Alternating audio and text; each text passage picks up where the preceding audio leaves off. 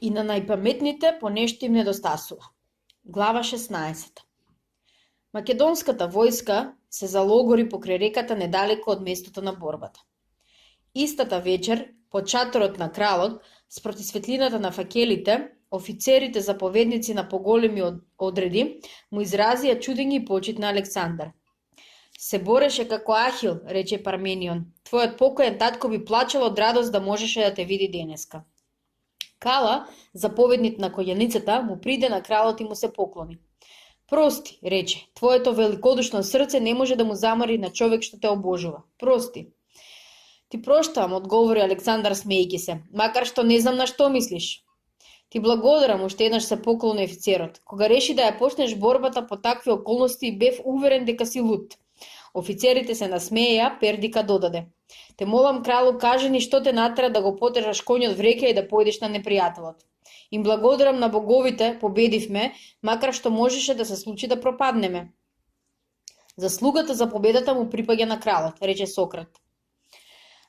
Мои добри другари, почна Александар, а солзите му ги наполнија очите. Не припишувајте ми ја само мене заслугата што ја добивме борбата. Без вас и македонските војници јас сам ништо не би направил. Лудо беше од моја страна што почнав борба под такви околности. Ниеден војсководител тоа не би го сторил, додаде Филота. Ни јас не би го сторил, продолжи, да не се надевам во вас и во своите борци. Непријателот беше уверен дека нема да го нападнеме, зашто меѓу нас се наоѓаше реката. Не знам дали ви е доволно јасно каков потват презедов и што значи за нас и целиот свет оваа војна. Тргнавме да освојуваме, да го скршиме Персиското царство и да ја завладееме Азија. За оној што се осудува на вакво дело не постојат пречки. На непријателот треба да му се докаже дека сме смели до самоуништување и тоа е од пресудна важност за нашите идни судари со нив. Оваа беше прва борба со персијанците. Моравме да ја добиеме и под најтешки услови, зашто непријателот треба не само да го победиме, туку и морално да го скршиме. Се надевам дека наскоро ќе види каков престиж сме добиле со оваа победа. Утредента беа закопани изгинатите македонски војници со сите почести.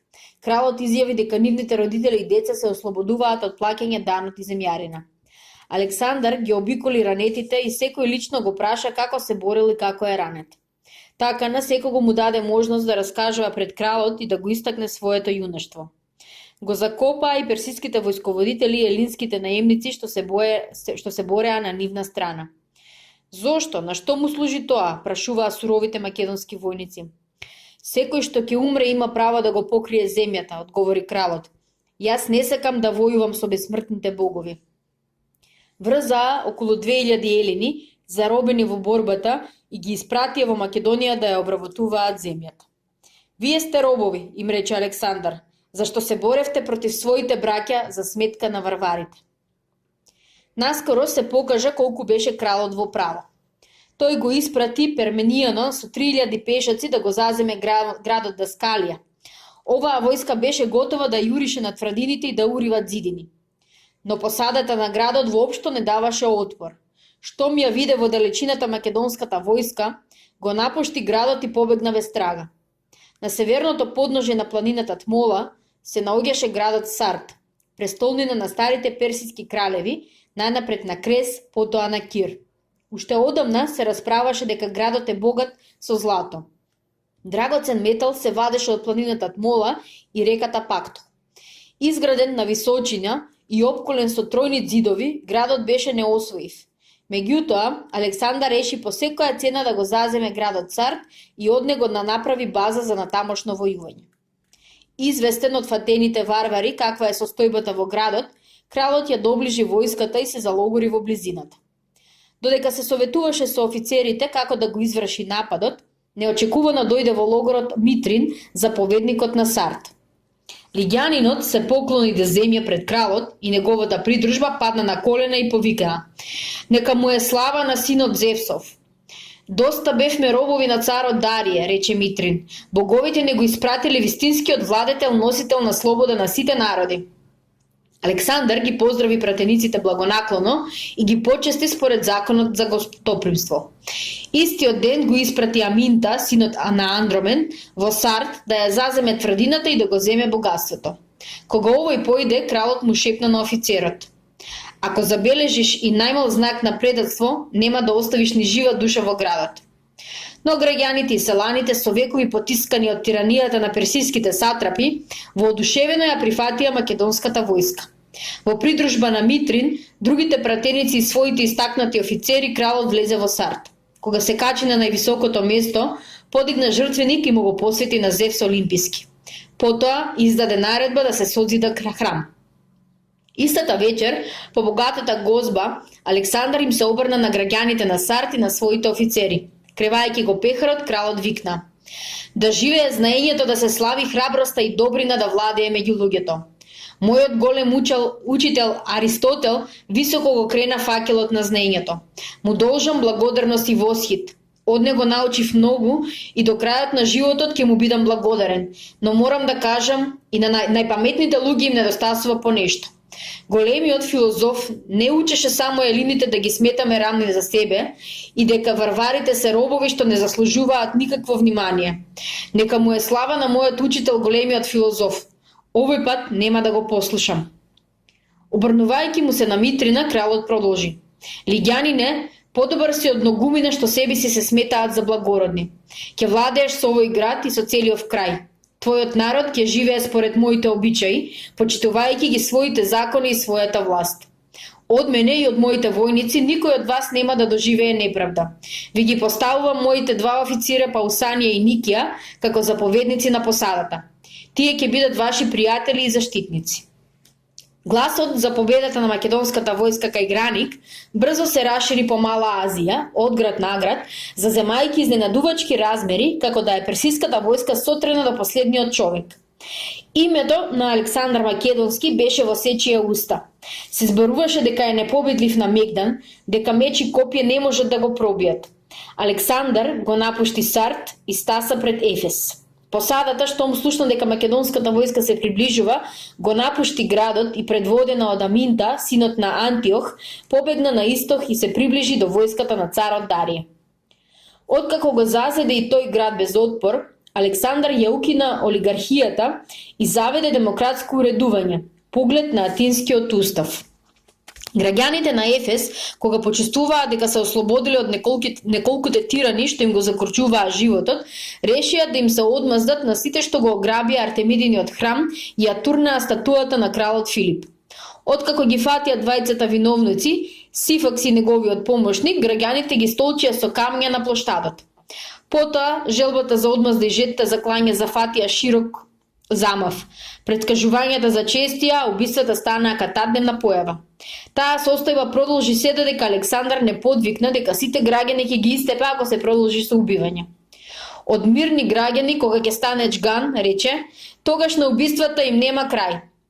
Наскоро потоа кралот ја испрати Пармениона или Зимаха, синот Агатолков, на чело на 2700 коњаници и пешаци да ги заземат малоазиските градови, во нив да ја соборуваат власта на тираните и да воведуваат демократија.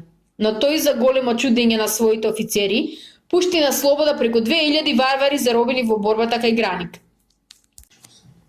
Александар остана неколку дена во Ефес кај својот пријател, сликарот Апел, кој учествуваше во изградба на новиот храм на божицата Артемида. По тој повед Апел изработи неколку портрети на кралот, погодувајќи му ги линиите на лицето, но не и бојата.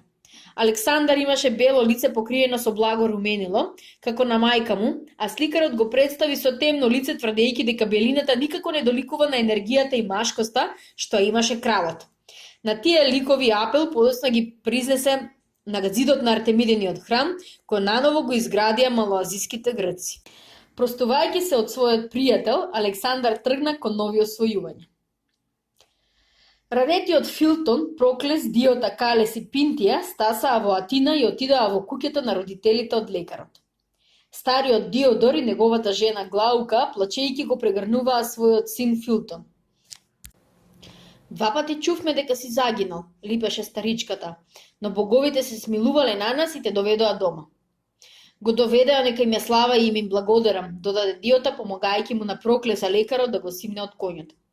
Ослабен, со треска во очите и рана на бутот, потечена и полна со гној, Филтон падна в постела. Старите родители и другарите бдеа над него и дење и ноќе. Кога лекарот беше при свест, им даваше упатства какви лекови треба да му даваат и како да ги приготвуваат.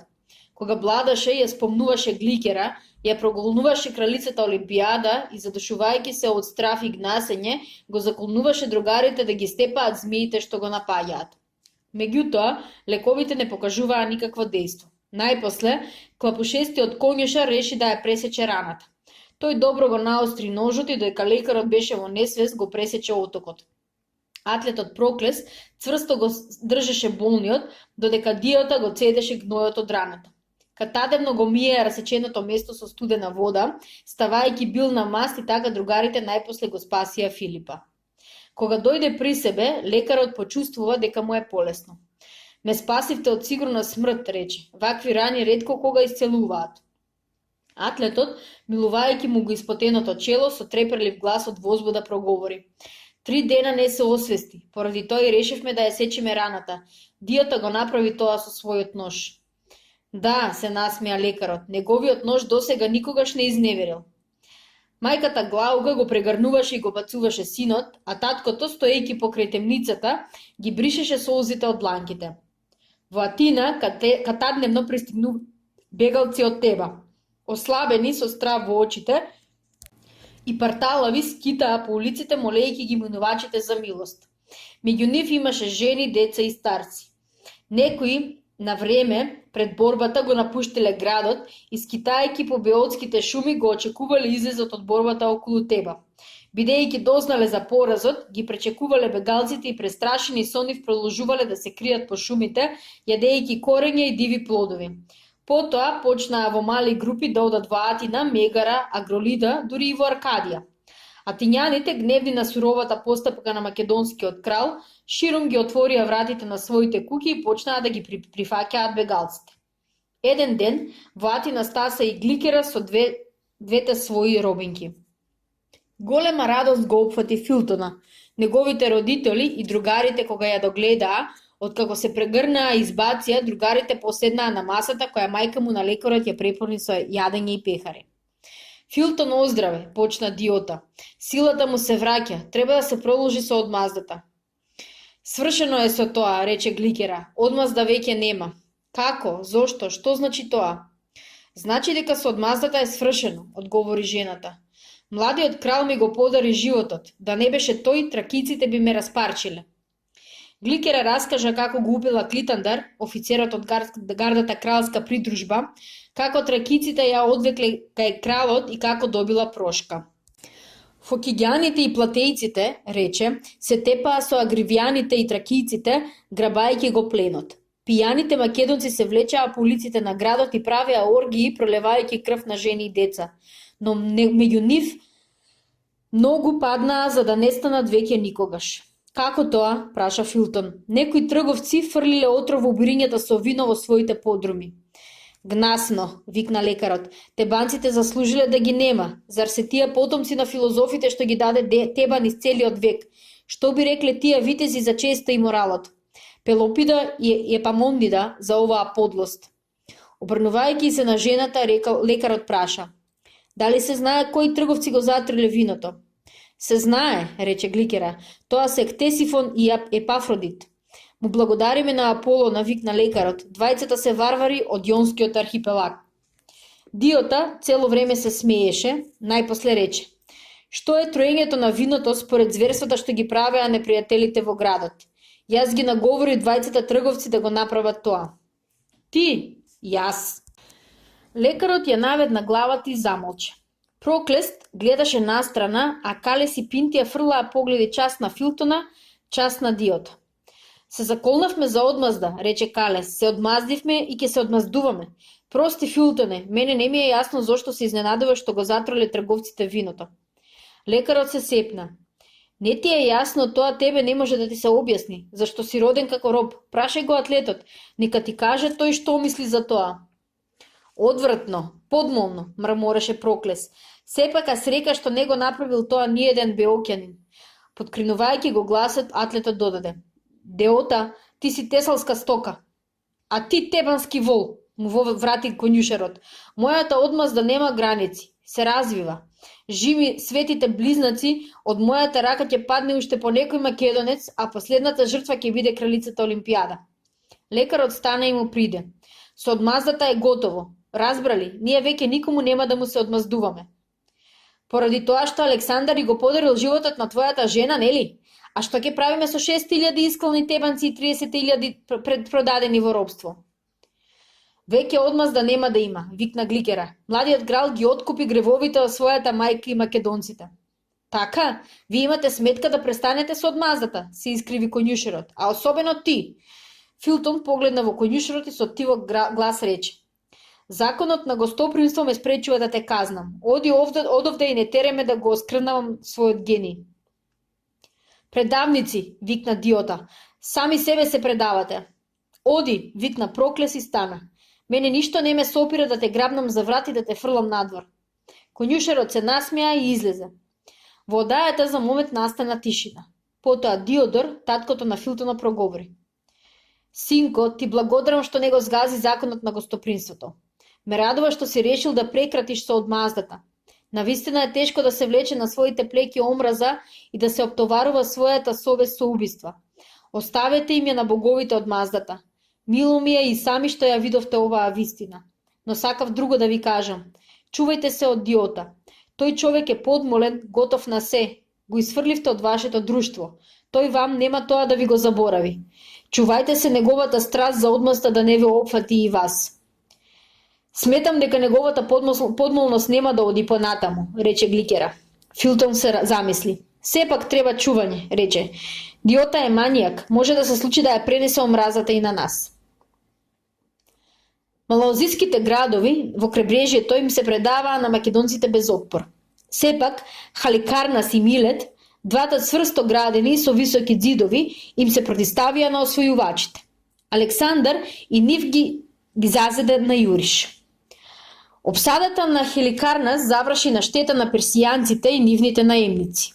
Жестоките борби се водеа во полето на проломите и ѕидовите. Последиците беа страшни. Загинаа околу 1000 граѓани, 2 пати по толку беа заробени, а градот срамнет со земјата.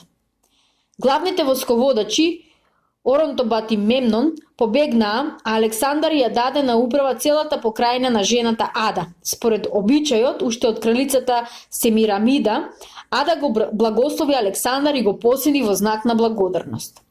Потоа, 40 помали градови, речиси сите без отпор, паднаа во рацете на македонските освојувачи. И градот Милет на островот по долга обсада го положи оружјето.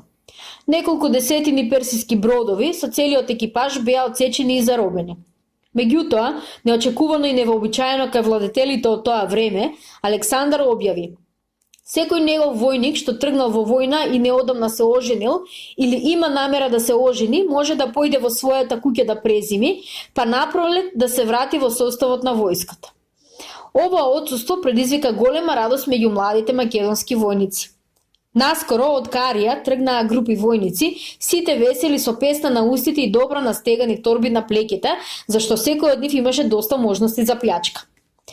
Пермениум, стариот Филипов генерал, му се обрна на Александар. А ти, кралу, тебе изгледа не ти е потребна жена? Не, не ми е потребна, одговори Александар, гледајќи го офицерот право во очи. Перменион ги крена рамениците. Воздржлив си исто така, рече, во јадење и пиење. Сум, врати кралот, воздржлив сум. Зошто? Зашто брачната постела, јадењето и пиењето и премногу потсетуваат дека сум смртен. Еден ден, кралот ги повика сите офицери и почна да им дели земја во Македонија, која во свое време ја поседуваа неговиот прадедо Александар, дедо му Аминта и татко му Филип. Кој што бараше, кралот му даваше.